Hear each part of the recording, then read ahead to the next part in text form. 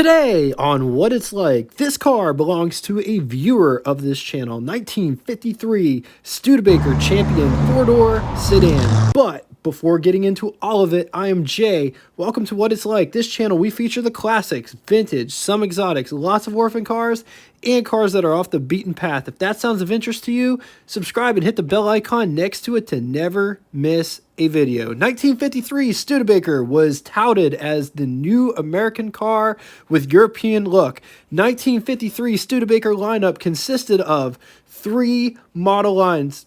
Champion was at the bottom, Commander was in the center, Land Cruiser at the top. Champion could be had in 3 trim levels or flavors.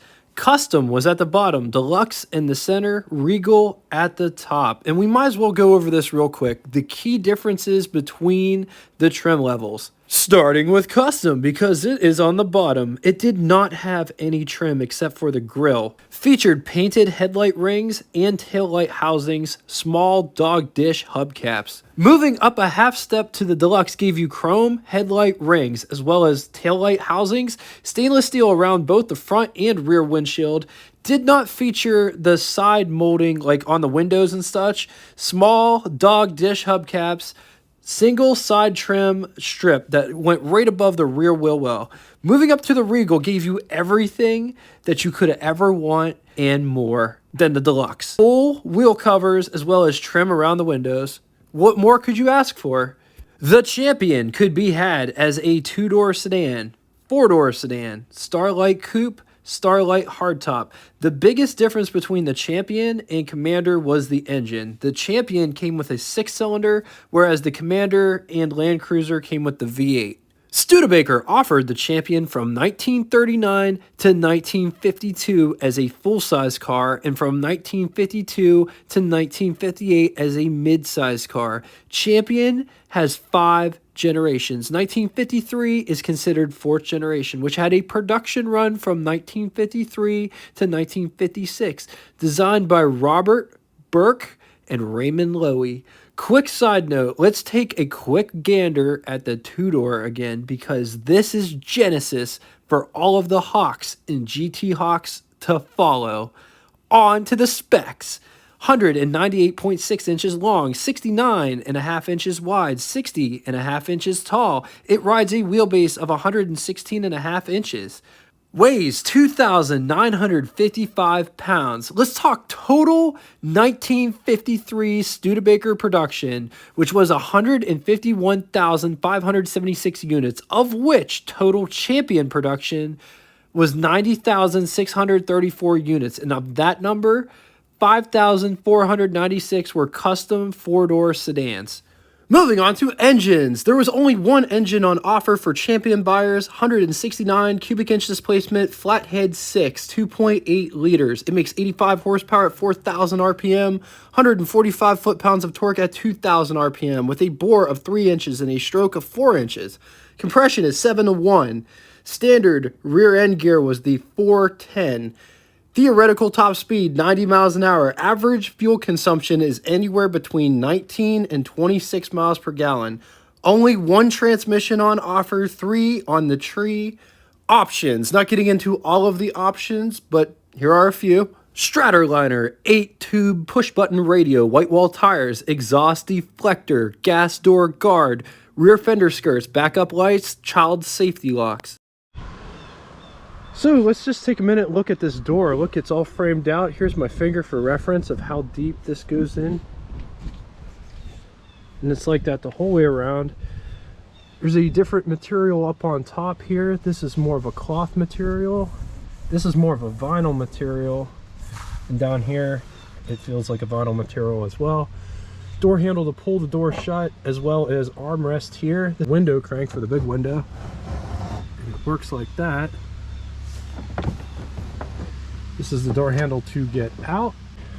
Coming down inside the pedal box down here, this over here controls the side air vent to let more cold air in. It's in the closed position now. If you flip it up like this, now it's in the open position. Coming down here, this is the high beam switch. This is the clutch. This switch up here is actually for the starter, and when you push the clutch down, this would hit the starter button. Brake pedal, gas pedal. Up here is for the heat controls. This is for overdrive. Inside's pretty straightforward.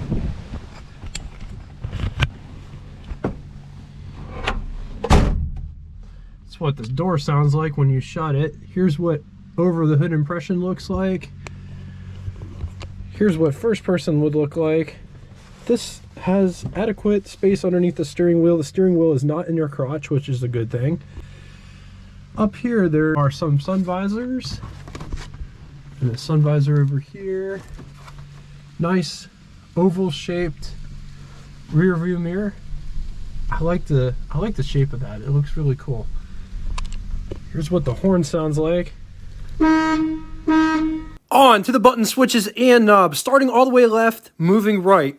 It's worth mentioning that the Champion dashboard is completely different from the Commander and the Land Cruiser. Anyway, moving from left to right. Lights, instrument panel lights.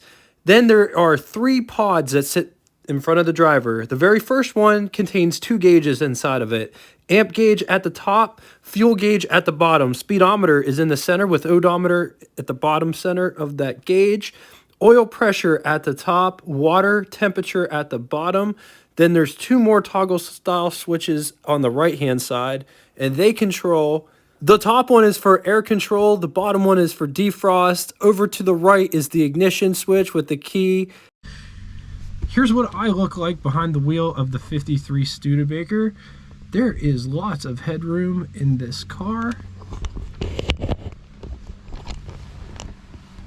There's the ashtray. Notice this up here. This is where the radio would be, and there's just a plate that says radio if you don't get the radio feature. This looks like this would be like a cigarette lighter. So if you didn't get it, they just blanked it out.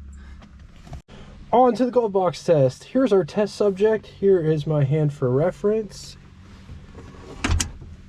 Here is the glove box.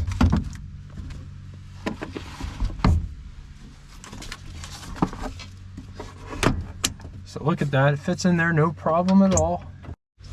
So there's this weird switch at the bottom of the dashboard right here. This one controls the other vent on the other side. That opens the vent for the footwell down here, and it comes through this opening. This opening you can shut both on the inside as well as the outside, which is really cool. Coming to the rear door back here, let's talk about the door panel. It's just like the front door, only it's designed a little bit differently. It's got the armrest in the back as opposed to in the center. And it's all trimmed out like the front door. This is the window crank for the window. And this is how it operates. It doesn't go quite all the way down. Over here, door handle to get out.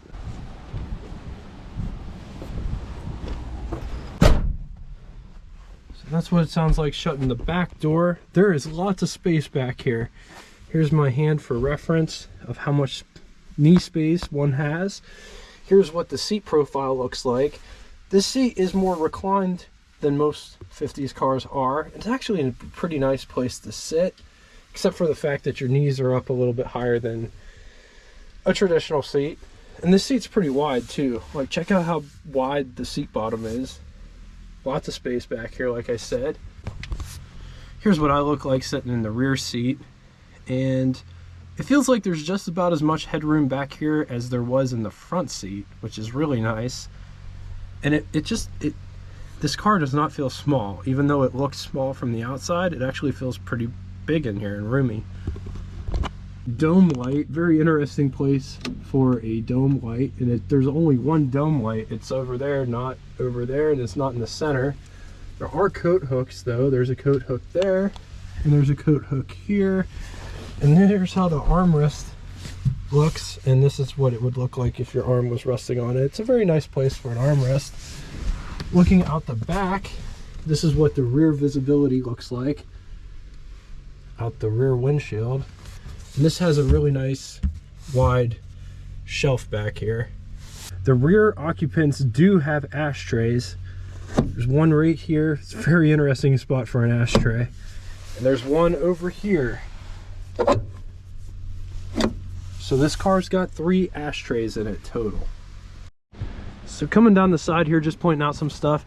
This is like the cowl vent, but instead of it being on the cowl, it's on the side, and that just lets in cold air from outside to your feet to keep you cold. Notice this line here comes back all the way back here to about 3/4 of the second door in the back, and it swoops down here.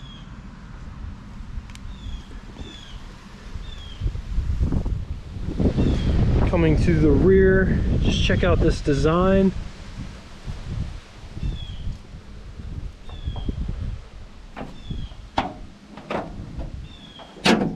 Getting in the trunk, look at how huge and massive this trunk is.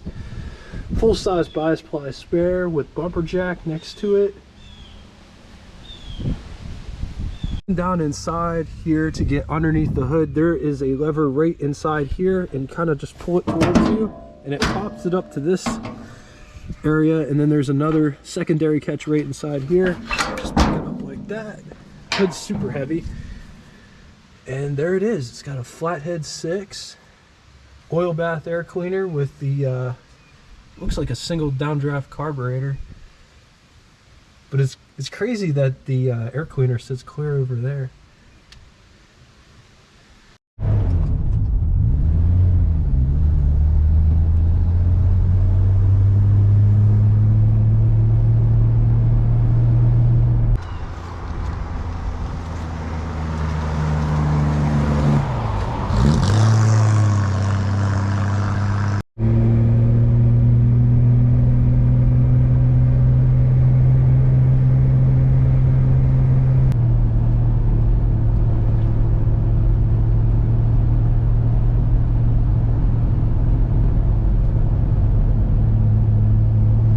On to the pros and cons. I'm getting all of these pros and cons from the complete book of collectible cars, Blue Chip Auto Investments, 70 years from 1930 to 2000 by Richard M. Langworth and the Auto Editors of Consumer Guide.